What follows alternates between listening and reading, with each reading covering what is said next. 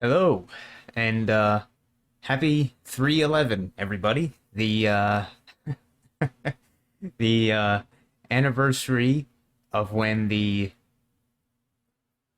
um the virus thing in 2019 2020 started, and for some people really accelerated the kind of quote unquote awakening process of this, realizing the ways of this realm or whatever, more so. So happy 3/11. Um, that's not all I wanted to say. Uh, just for a note, I'm using the small camera because, frankly, I like the video being able to upload in like 5 minutes instead of like 30 minutes, having the bigger resolution webcam. So I'll just leave it like that. Pretty sure you could see me fine if you really care. Um, but anyway, the main thing I wanted to talk about or respond about while I was still thinking about it was this video that Post Nostalgos just uploaded. Um, and he named it Taking God Out of the Schools, Generational Decay. And please ignore this, please ignore this right here, that this person uploading music decides to put foot fetish image as the thumbnail. Thank you. Um, uh, but yeah, and in this video, he was talking about basically, well, he talked about a bunch of things, but in the beginning, he talked about how taking God and by what's the word, by definition, by taking God out, by definite, it's not the right word, but by taking God out, you also take the idea of Satan out or whatever, or the Antichrist or whatever. You take good, quote unquote good, and quote unquote evil, those two opposing things, out of the entire equation of teaching young people or whatever, teaching young people, I guess. But what he mostly talked about that I was more interested in, not that that's not an interesting topic as well, it's just the one that I have more to say about, was he mentioned about I guess in general, kind of generational decay, supposedly. Um, it's funny that he said that in the terms of generational decay, as if it's been getting worse and worse over time, kind of thing. And a lot of people can say that, but what he mentioned, it makes me think like, well, is it really generational decay if it's just kind of always how it is? Like it doesn't necessarily seem to be get like really worse.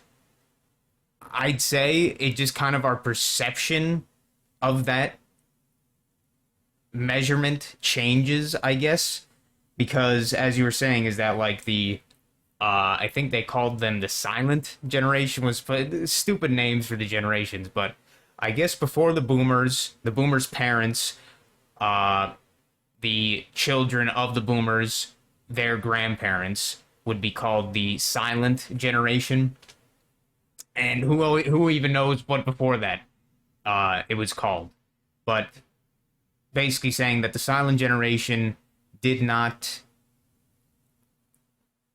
appear, like there appeared to be many signs of this quote unquote generational decay um from that point forward to some extent or whatever, because like from him watching this old show Dennis the Menace, he noticed that, or at least how he described the kind of the Adam and Eve thing, where it's like the reason that Satan, or the serpent, or I guess in this case Satan, went for Eve is because it is shown or whatever that the men, their weakness is the women. The women are able to influence the men, so therefore you want to influence the women. Then you, by default, or by, god damn it, what's the word? By connection, by association, you affect the men as well in the same way because the women are influenced by whatever, and then they influence the men by association. So the Adam and Eve thing predicament. Um, but as he was saying, is that could kind of be shown from even just a show like that in Dennis the Menace, where it's like the dad is sort of not around that often, or he doesn't have the opportunity or he doesn't have the desire to give his kid much attention or much heed or much supervision, whatever kind of thing. So the mother is kind of the one being the home keeper and all that kind of stuff. By default, is the one who is kind of the parent, the the main parent of the kid, and they just kind of tell him, just go play and try, not necessarily that, but like just go play outside, don't don't bother me, kind of shit. So that's, what kids back then did, is they would just go outside and play and stuff and play with other kids, and that would be the way that they occupied themselves, as well as learn things for better or for worse without that added quote unquote supervision or parental supervision, I guess you could say, parental intervention. Um, and like I said, I'm just kind of saying this off the cuff. So there's a lot of things that I did want to say, but I kind of am already forgetting them as I was just kind of preparing to record this. But when I talk to my, this is probably what most people don't really do that often. I'm kind of in a special case, I guess. I have talked to my parents fairly often, mostly my dad. Like, I don't really, my mom, she could give some kind of useful information here and there, but I usually avoid talking to her just because she's always in a bad mood, it seems like, or whatever. Like just like that, she's like an explosive kind of emotions, and you don't want to be walking on eggshells every time you talk to somebody, that kind of shit.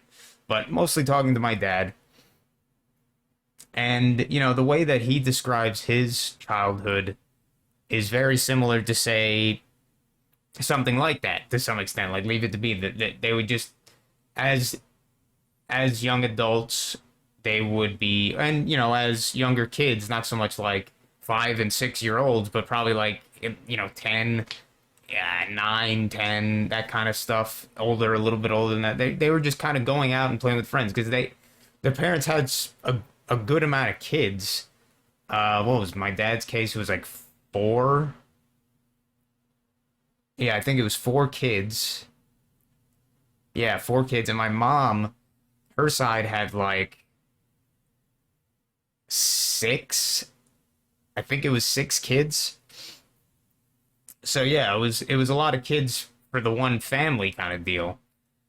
And in my mom's case, it was very similar, but it was a much more neglectful, or like, I would call it abusive, but maybe I wouldn't go that far, but mostly just neglectful parenthood, like absentee father, that kind of crap. Like, he was around, but he wasn't really a great father in that sense. And it's funny too, is that you mentioned the patience thing, post nostalgia. You mentioned the patience thing. Is like, my mom, at least on my mom's side, uh, they, or I guess, yeah, on my mom's side, her mother and her father, and even her stepmother, when her father got remarried to another woman because the original mom and dad divorced. They all three of these silent generation people, they were not fond, they were not good with kids, whatever. They didn't like kids.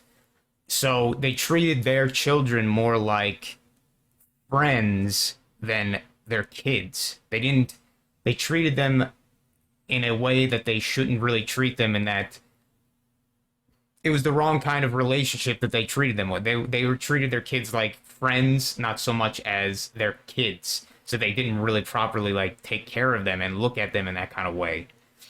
Um,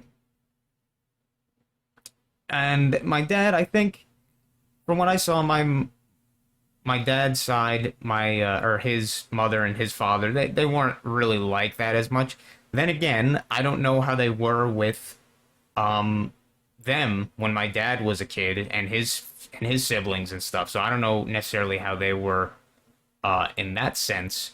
But it's funny because it shows how similar that these families and these parents are, no matter how they kind of say that they might have learned things from their parents or like learn not to do certain things. They seem to always come out in the same in a similar kind of way. Like when there's things that I talk to my dad about, like certain things involving finance or whatever, like I asked him like, you know, where the hell were you spending like all this money? Like where's all this money going that you guys are making and then it's like supposedly just that you don't have any money like every week or whatever crap, and I realized like, oh wow, they just misspent it on stupid shit. Mostly done by my mom, but you know, my dad's not completely not guilty from that, and he's also the one who would have the most ability to control that her doing that if he had the balls to speak up to wifey. But when I've talked to him about his parents, uh, because I you know I couldn't really glean this when I was a kid and they were, you know, my grandparents, because I didn't know any of that shit, so I couldn't have gleaned or perceived those kind of things that was going on or whatever kind of shit like I can now. So I can only go by his recollection, and it's like so similar. Like his my grandma, she would be spending so much money on like mostly in her case like food. Like she would be buying so much food. The fridge would always be full of cold cuts and sweets and food, like anything you'd want. It would always be filled, and people would come to their house just because they would be like, oh yeah, hey, you know, hey Bob or hey Robert, you know, hey everybody, and then they would just come there to eat. Like she would always everything would be a party for her. That's just how she was, and my dad doesn't really mention it that much, but when I brought it up, I'm like, so did your dad get pissed off at her for spending all that money that, you know, he was the one primarily making it? I think like she worked, but not as much as he did kind of thing. Um, but then I'm like, oh wow. So it's like it's it's such a similar circumstance. Like my grandparents, they didn't spend their money necessarily that well because you know wifey poo, but also because the husband didn't, I guess, have the the balls or whatever to tell the wife, you know, hey, you know what, enough with this bullshit spending kind of thing. Um, and that's kind of how my parents are, like the same kind of way. Like mom spends like so much of the money on shit they don't even realize what they're spending on, kind of thing. Dad doesn't have the balls to really tell her not to, you know, happy wife, happy life, all that shit. So it's funny how that just kind of happens. Um, there was another thing that I wanted to specifically mention, and I'm trying to remember it. Oh yeah, yes, that's an important one. The thing of the like from that Dennis the Menace thing you mentioned, where the dad is like working so much. That's the exact same formula that we have kind of apparently since then. It's the exact same formula. Is that the father is going and spending most of his time trying to provide, be the provider rather than the teacher kind of thing or whatever, the role model. Instead of trying to be that and taking care of the family necessarily, all he's doing is working and spending and toiling all of his time away, quote unquote providing, being as I would call it, being a wagey. And then that by default, if it's, you know, two parent, good luck. If it's two parent household, if it's one parent, then you kind of effed. But that's how the formula worked for the lucky, I guess you could say, two parent households.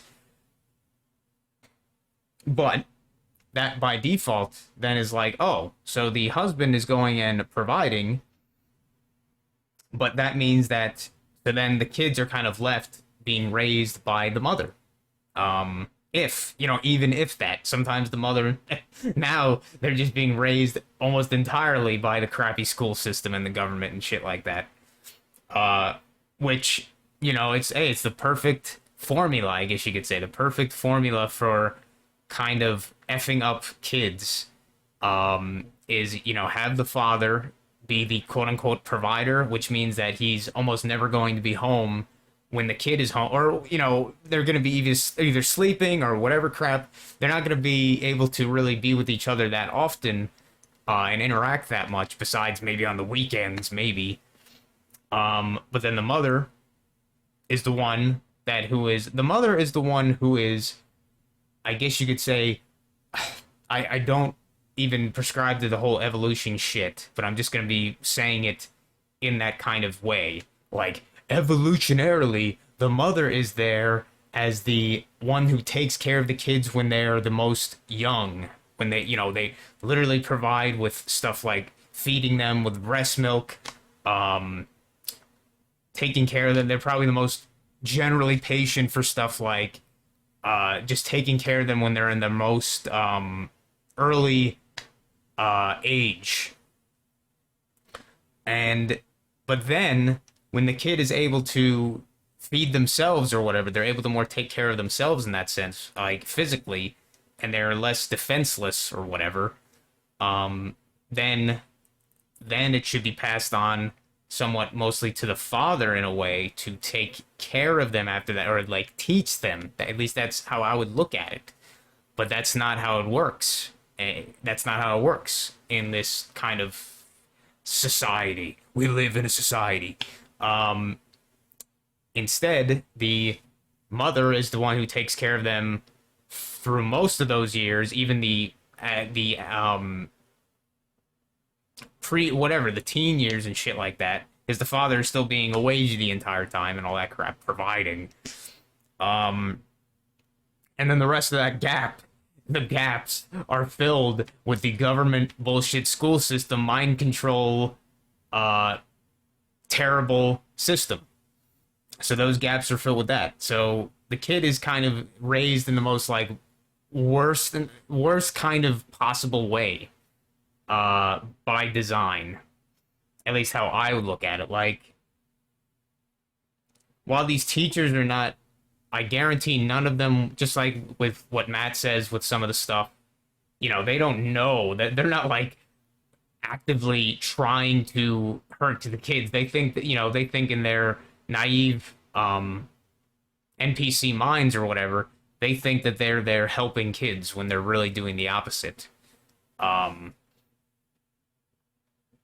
and that's just how it is. Like, there's some that would be trying to help them in other ways, but in a lot of cases, that doesn't happen. So that's just kind of how it is by design. But that's how it, like, I guess that's kind of what I want to like say, is that it's so similar in almost a surreal, impossible kind of way how similar it is between generations. Even if we want to say that it is degenerating or something like that, like, I look at it not so much that I'm defending it or whatever. I'm just saying that we have to kind of look at it in a way, or I feel like that we should look at it in a way where you kind of realize that it's all kind of the same shit. Like, this effed up generation may be effed up in some other little ways, but the kind of end result is sort of the same, because clearly, if the silent generation kind of raised their kids in a shitty way, and the baby boomers kind of raised their kids in a shitty way, and the millennials raised their kids in a shitty way, and then the Gen Xers are going to raise their kids in a shitty way, was there anything that really degraded there? It's just kind of a slight different variations of how the end result got there, I guess. Like, if anything, maybe I'm wrong here. It could be getting better in the spiritual kind of sense, because I think more people are getting away from the school system, sort of, or at least they're kind of realizing how bullshit it is. and where they're more going towards that kind of hippy dippy sort of like thing, and there's less people working as much. I maybe, even though the unemployment numbers, even like Matt said, like I completely say the economy's all bullshit. Those numbers don't mean anything. Um, you have to actually see the results. Like the people on my street, seems like nobody even is being a wagey. It seems like it just doesn't make any sense. So clearly, there's some kind of changes going on there that might not be reflected by the BS statistics and numbers that you're given. Um, but yeah, I don't know. It's very rambly in this, just as I usually am, but more so in this, just because I was trying to kind of piece together the thoughts that were kind of drifting away after watching that. Um, and some other examples of those old shows that kind of showed how the family unit was, the quote unquote sitcoms of those kind of times would be like, I guess my dad mentioned it, like Leave It to Beaver was a show like that, like black and white, that kind of thing, family thing. And another one my mom liked was oh crap, what was the name? Little House on the Prairie. Little House on the Prairie. And that one, from what I've seen the episodes, like the main character as the father, I guess, he's more of that kind, since it's like a farm thing, more like in the rural kind of areas of the US or whatever, is I guess it's supposed to be based off of even older, like supposedly even like the generation before the silent generation or something. I don't know. Um, but the father seems more masculine in his kind of role more than say that Dennis the Menace one where the guy's just kind of like he's just he's not really there. He's not really in the picture. Oh yeah, and that's the last thing I was gonna mention, I think, was um just like I questioned so many of the things like the history and the dinosaurs and all that horse shit. I I almost look at the quote unquote past that we're told about, supposedly, like, why am I still showing this? I just realized I'm like, I'm not even talking. So yeah. But I was like, why did I still have that window up? But the fact that it's almost like a retrocausality where that it's like almost like that time before time or the time before that and all that shit, it just keeps retroactively getting removed from the timeline or whatever, because like who could you ask that would have any memory, accurate memory or memory at all about hundreds of years ago or supposedly hundreds of years ago? Like that's what like was there even a name for the generation before the silent generation and all this kind of shit? Like I don't know. It's sure somebody could tell me, "Oh, I got pictures and all this shit." I mean, I don't know. Just the whole idea that it's almost like we have those that are still living the supposed times before that just stop existing basically because we have no reference really, like first-hand reference besides the bullshit books and the bullshit history, which I think a lot of us, at least I think, are almost all fabricated horse crap, the history and books, to even have any kind of like accurate way to say like, oh yeah, like 200 years ago this is how things worked. And I'm like, you know what, I don't fucking believe a goddamn word about what any of that kind of says anymore. That's just how I am. And I know people could say, well, my great great great great great great great great great great grandfather, we still have artifacts from like we still have artifacts from the 1700s and all this shit. I got proof. Well, as far as I'm concerned, your proof is bullshit. I don't know. That's just I don't know how I look at it. Like, as far as I'm concerned, this reality didn't even really exist in the supposed 1800s and shit like that. I don't know. That's how I kind of look at it. So our frame of reference, as far as I'm concerned, in my way that I view this place, is basically as far back as your grandparents and maybe your great grandparents, but that's about it. Um, but from what I can see, it's not that much different when I'm really looking at it, like asking my parents and seeing the patterns that how they kind of raised, they were raised and we were raised and we're going to raise the next shit, that kind of crap. Like it's almost all the same thing. Um, the government raising them is always going to be shit. It's always going to be pushed. Especially if people keep deciding to spend more time toiling away, doing bullshit jobs, quote unquote providing instead of actually taking care of their kids. Like I would argue that probably a kid would almost be better raised by a homeless family than they would be one who lives in a giant house kind of shit. Because how's that fucking dad or mom or whatever, and dad, how are they really going to be providing that kind of um lifestyle, but at the same time spending time with their kids enough to actually properly being raising them and actually be with them? And I think the proportions of those differences between those two kind of extremes is obviously one is much more going to have spent much more time with their kids and probably cared for them better than the other one. That's just how I kind of look at it. But yeah, that's just the response I wanted to make to post nostalgos thing. Definitely an interesting topic that I just wanted to, before I forgot even more of what I was going to say, just get it down. And yeah, thanks for watching and have a good one. Oh yeah, happy 311.